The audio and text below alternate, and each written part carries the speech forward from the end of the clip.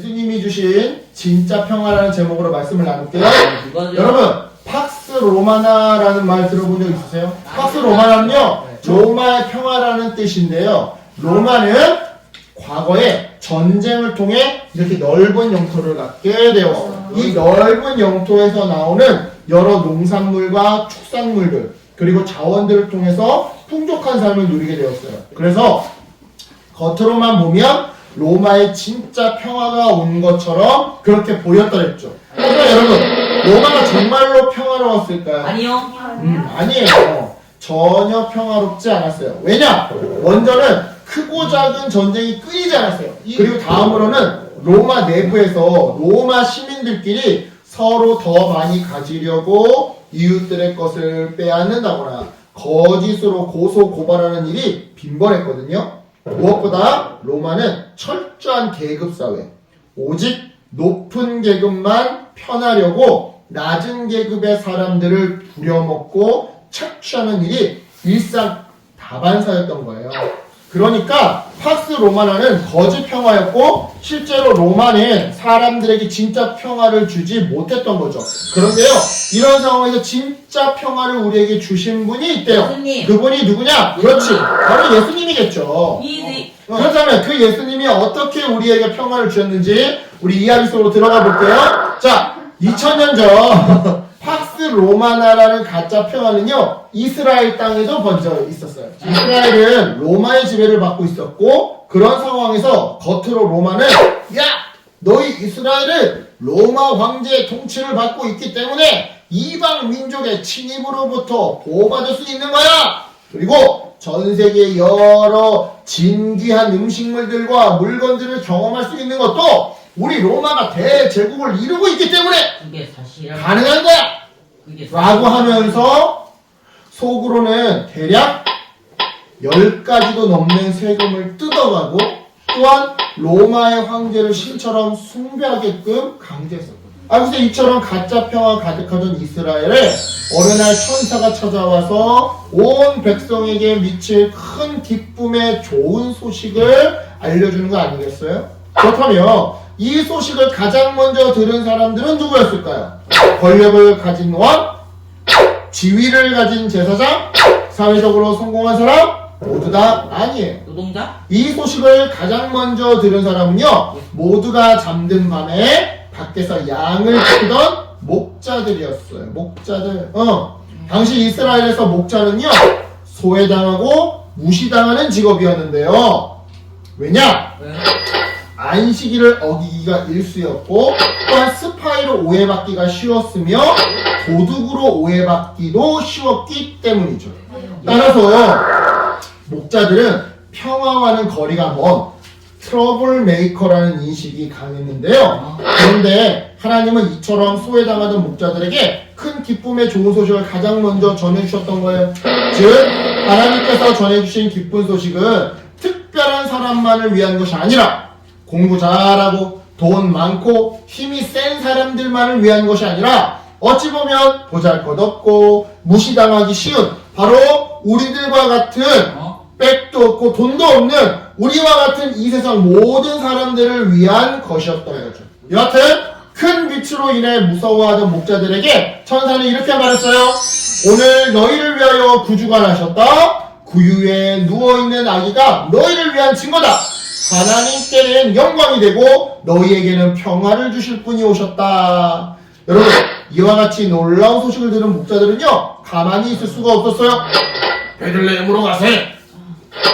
얼른 가서 우리가 들은 얘기를 두 눈으로 확인해야겠어. 그리고 이 소식을 사람들에게 전하자고. 그렇게 해서 아기를 찾아간 목자들은요, 말 구유에 누워있는 아기와 그의 어머니 마리아 그리고 마리아의 남편인 요셉을 만나게 되었어요. 그리고는 마리아와 요셉에게 천사로부터 들은 소식을 자세하게 알려주었죠. 그 소식은 바로 가짜 평화로 인해 아파하던 이스라엘을 위해 하나님께서 하나님 나라의 진짜 평화를 주셨다는 소식이었는데요. 마리아와 요셉은 그 소식을 듣고 놀라지 않을 수가 없었어요. 다른 말로 기대감과 기쁨을 감출 수가 없었던 거죠. 그렇다면 여러분, 이렇게 하나님 나라의 진짜 평화를 주시러 이 땅에 오신 분은 과연 누구였는가? 바로 예수님. 즉 여러분 큰 기쁨의 소식은 바로 진짜 평화의 왕인 예수님이 오셨다라는 소식이었던 거죠. 아기 예수. 자, 그 당시에 이스라엘 백성은요 예수님이 태어나기 훨씬 이전부터 대략 기원전 700년쯤부터 하나님께서 약속하신 구원자가 이 땅에 오면 자신들을 로마의 속박으로부터 벗어나게 해주실 것이라고 아주 굳게 믿고 있었더랬어요. 그런데 그렇게 믿고 기다리던 구원자가 예수라는 이름으로 드디어 이 땅에 오셨으니 이게 얼마나 기쁜 소식이었겠냐고요. 두말하면 입만함. 따라서 이스라엘 백성은 이제 로마의 속박에서 벗어나 평화를 누릴 생각에 아주 기뻐했는데요. 하지만 여러분, 예수님은 이스라엘 백성들이 생각한 것보다 더 놀라운 이유를 가지고 이 땅에 오셨어요. 그 이유란 무엇이냐? 먼저 첫 번째로 로마가 보여준 가짜 평화는 계급이 높고 돈이 많은 몇몇 사람들에게만 행복을 주는 평화였다며 하나님 나라의 평화는 계급이 낮고 돈이 없어도 누릴 수 있는 평화라는 것을 알려주기 위해 이 땅에 오셨어요. 자 보세요. 예수님은요 계급이 낮고 돈이 없어서 소외당하고 무시당하고 아파하는 사람들을 혼자 그냥 내버려두지 않으셨어요. 먼저 찾아가셔서 위로해 주셨고 함께 해주셨죠. 여러분 이러한 모습은요 전쟁과 괴롭힘이 가득했던 로마의 가짜 평화에서는 절대로 찾아볼 수 없던 모습이었어요. 자, 예수님은 어떠한 차별도 없이 피부색의 차별 없이 인종의 차별 없이 나이의 차별 없이 빈부격차의 차별 없이 세상 모든 사람이 누릴 수 있는 평화를 주시기 위해 이 땅에 오셨던 거죠. 자, 이어서 두 번째로 로마의 평화는 단순히 물질적인 평화라고 한다면 하나님 나라의 평화는 물질적인 평화와 더불어 죄로부터 구원받는 영혼과 육체 모두의 평화라는 것을 알려주기 위해 예수님은 이 땅에 오셨어요. 자 보세요. 여러분 우리 지난 시간 죄란 뭐라고 배웠더랬죠? 죄를 설명하는 방법은 다양한데요. 그 중에서 지난 시간에 배운 죄에 대한 설명 방법은 바로 하나님을 소중히 여기지 않는 것이었어요. 즉 하나님을 소중히 여기지 않음으로 인해서 하나님과 우리 사이가 단절되고 또한 멀어지게 된 거였죠.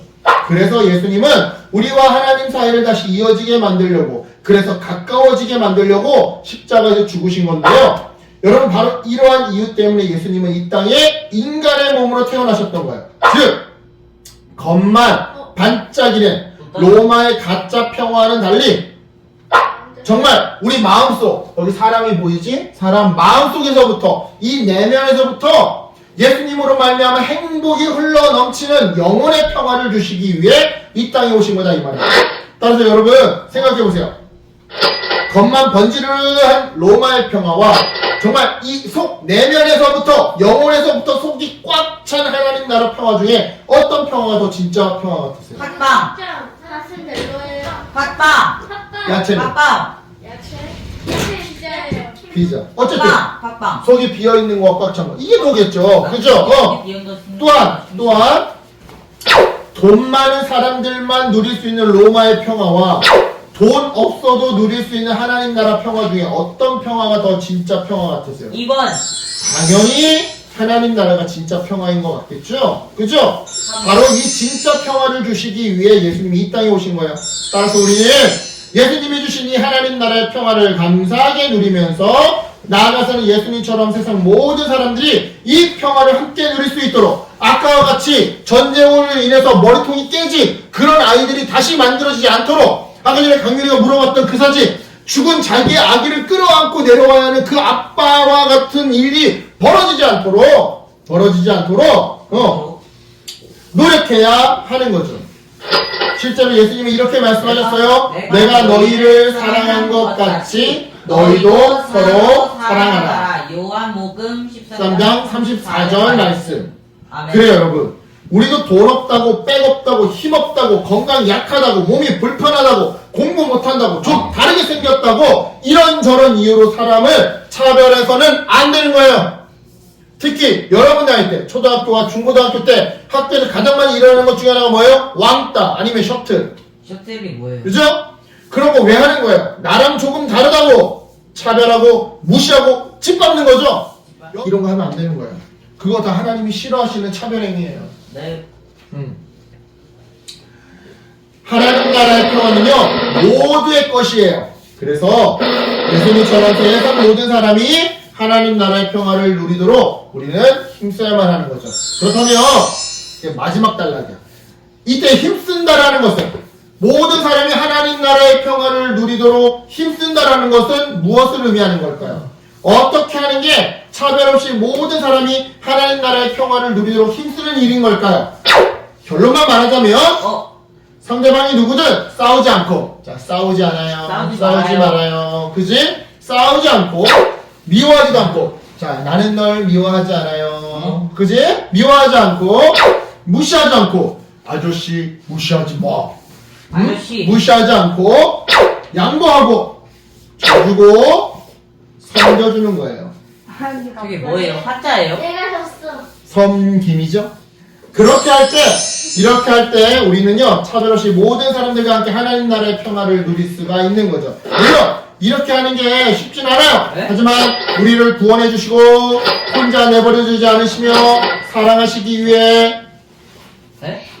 저 하늘나라의 영광을 버리고 이 땅에 낮고 낮은 인간의 모습으로 오신 예수님의 희생을 기억한다면 우리도 충분히 이렇게 희생할 수 있어요. 그래요? 그러니까 여러분 우리 모두 평화를 이웃에게 선물하기 위해 예수님처럼 싸우지 말고 미워하지 말고 무시하지 말고 양보하고 져주고 섬겨주는 그러한 12월달 아니 여러분의 평생의 인생이 되기를 예수님의 이름으로 축복합니다. 아멘. 기도할게요. 하나님 감사합니다.